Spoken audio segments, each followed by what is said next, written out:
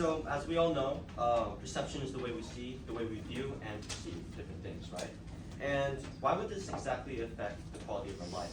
Well, our lives are basically, if you view life in a negative light, or you unconsciously do things that increase the amount of stress you receive in your life, just from something as simple as how you perceive different conflicts, opportunities that throughout your life, then obviously your quality of life will decrease, right? You are just less happy. And that leads to me talking about what I like to call victim mindset, right? And the point or the idea behind the victim mindset is that people who adopt the victim mindset usually focus solely onto things that are not within the circle of influence, right? Instead of things that are within the circle of influence. And something that is not within your circle of influence, by that I mean something that is intangible, something you cannot change, something you cannot affect. So when you're expending resources, time, and your emotion on something that you cannot change, in a result, all you can become or all you gain from that is frustration and stress. And that will lead to a less fruitful or less happy life.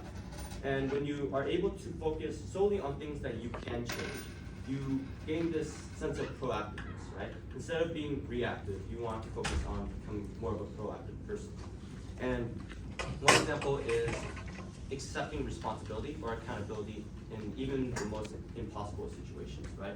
So rather than blame or be dependent on things that are out of your control, focus on what you can influence, right? Instead of self-pitying and victimizing yourself, focus on what you can do to prevent that from further happening again, right? Because what I'm trying to say is not that being sorry for yourself is a bad thing, right? We probably have every right to feel sorry for ourselves. But the thing is, when you do that, you close the door to the opportunity of being able to change. You are continuously in this loop of facing the same conflict happening over and over. The world doesn't change. It will continuously throw the same hurdles at you. And the only thing that we can do is take initiative of our lives, take control of our lives, and just change and focus on what we can do, right? So for example, you do favors for your friend, you treat them extremely well, and one day out of nowhere they spread gossip about you, right? And many would argue that your friend is in the wrong, and I would agree with that. But if you blame your friend completely, then it's gonna happen again eventually. You must take responsibility on what you can do to prevent that, right? Instead of blaming others, focus on what you can change. So you could blame your friend, but I also would ask you, why do you surround yourself with people like that, right? You want to, instead of being ethically correct or right or wrong, you want to be happy, right? It's like saying it's unlawful for someone to murder me, so like it's okay. Like you're still gonna get killed, so that kind of contradicts the entire point of it in the first place, right? And that also brings me to a concept I like to call the pendulum, right?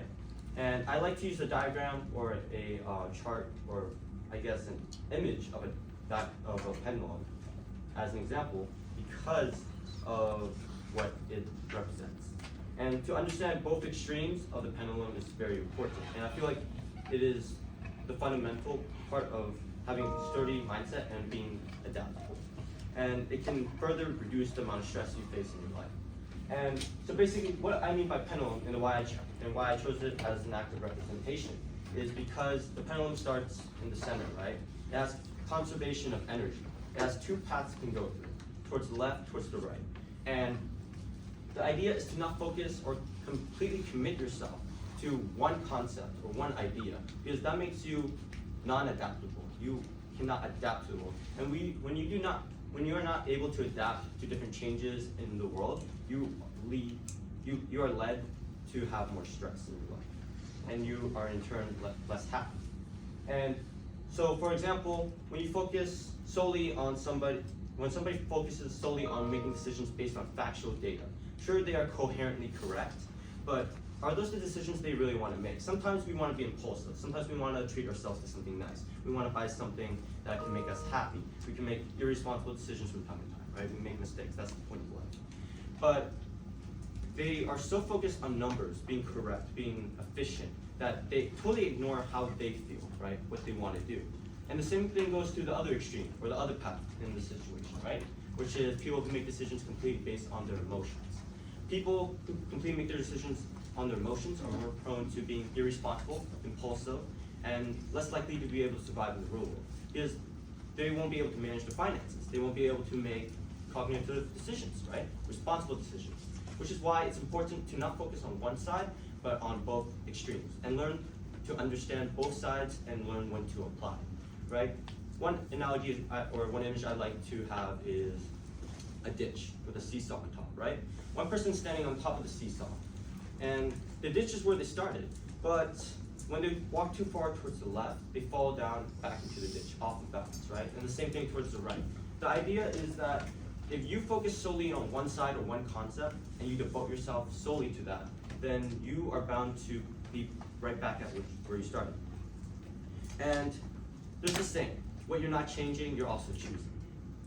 When you decide to ignore what you can do and focus solely on blaming other people and the script that you are handed, sure, it may be unfair, but what does that tell you? You won't be able to live a more happy life.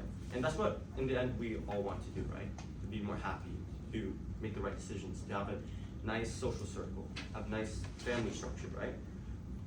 And why is it important to adolescents? Well, as we all can tell, right?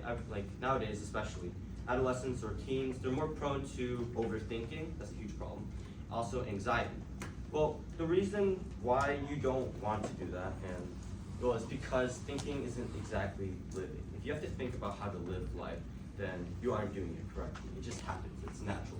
The same thing is with breathing, right? Something as simple as breathing. We do it every second of every day of our lives. It is extremely simple. We just do it. It's natural. But once you start to focus and try to control your breathing, it becomes very tiring quickly. And that's the same thing with life. If you think of it as a mechanic, then you are just stressing yourself out. And the reason why you don't want to think so much about the past or the future is because, well, it's okay to reflect on the past, it's okay to prepare for the future, but it is never acceptable to live in anywhere other than the present, right?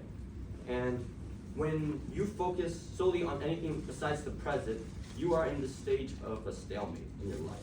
You're focusing on something that is not within your circle of influence, something you cannot control, something that is intangible, and something you cannot change.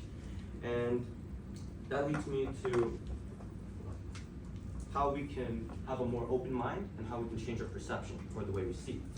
Well, ways I would recommend, ways that have things that have benefited me personally are meditation. You learn how to control your breathing, control your thoughts, right? So let it be like 10, 20 minutes. It doesn't have to be exactly long. Just find a quiet, comfortable place, turn off the lights, close your eyes, and just let your thoughts be the generic organic self, right? And and that applies with biased thoughts as well. When you encounter biased thoughts, when you notice that you have biased thoughts, it's not necessarily wrong to have that. You're not a bad person for having biased thoughts. We all have biases, right? But acting upon those biases is what makes us discriminate, and that is not nice. And basically, we want to be able to monitor and challenge those biased thoughts, to not let them take over, right? And to show it to them. And that is gonna lead us to a demonstration, right? We're gonna do a martial arts demonstration. Don't worry, no one's gonna get hurt. But so let me warm up first.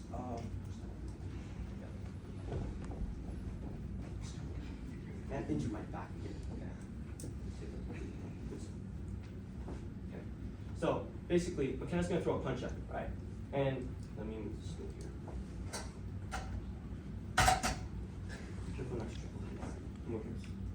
Okay, so McKenna's gonna throw a punch at me, right? And if I perceive it as a threat, then my natural human reaction is to move back, right? But if I see it as an opportunity, if I'm initiated, then when she throws a punch, I'm allowed to intercept. I am not afraid of her punch, and I move forward, right? And the reason why we do that is because when you move back, that isn't necessarily bad, but you avoid the hit, right? But you leave the enemy more time to prep and set up another attack, and which is why we must take initiative and control when we can, right?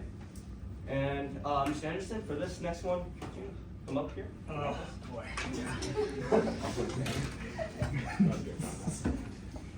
He's gonna hold it. Sure. Okay, I need you to hold this right here. You know what a bow stance is? Okay. Hips forward, knee out, back leg straight. A little wider, a little further back, a little more deeper. Okay. I want you to count to 3 slowly. I'm going to do the 1-inch punch.